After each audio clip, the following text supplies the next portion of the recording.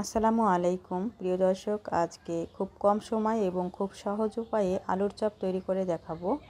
তাই এখানে আমি 3টি বড় সাইজের আলু নিয়েছি। আলুগুলো সিদ্ধ করে ম্যাশ করে নিচ্ছি। আর এই চপটা খেতে কিন্তু দারুণ লাগে। আপনারা ডিম ছাড়া এইভাবে এই চপটা তৈরি করে দেখবেন, আশা করি ইনশাল্লাহ ভালো লাগবে। এখন দিচ্ছি পেঁয়াজ বেরেস্তা এবং কাঁচামরিচ কুচি, ধনেপাতা কুচি, স্বাদমতো লবণ, মরিচ দিয়ে দিলাম, শুকনা মরিচ ভেঙে নিয়েছি। এরপর জিরার গুঁড়া ও 1.5 চা চামচের মতো সরষের তেল দিয়ে ভালো করে মিশিয়ে নিচ্ছি। মেশানো হয়ে গেছে, দেখতে পাচ্ছেন।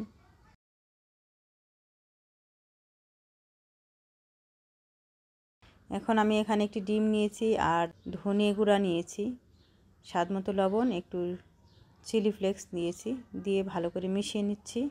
আর এই গোটা ধনে আমি আধা ভাঙ্গা করে নিয়েছি। এরপর হাতে তেল দিয়ে আলুর শেপ গোল গোল করে চ্যাপ্টা করে নিব। এখানে আমি একটি ডিম ফেটিয়ে নিয়েছি, আপনারা চাইলে এটা ময়দাতেও তৈরি করতে পারেন, ডিমের পরিবর্তে ময়দা ব্যবহার করতে পারেন। এরপর এই ডিমের মিশ্রণে এই চপটাকে ডুবিয়ে হালকা তেলে ভেজে নিব।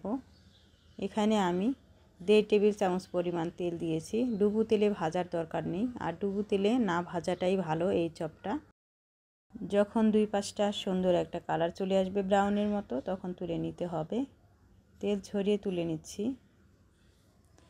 আর এইভাবে আপনারা খুব কম সময়ে ঝটপট বাসায় থাকা অল্প কিছু উপকরণ দিয়ে আলুর চপ তৈরি করতে পারেন।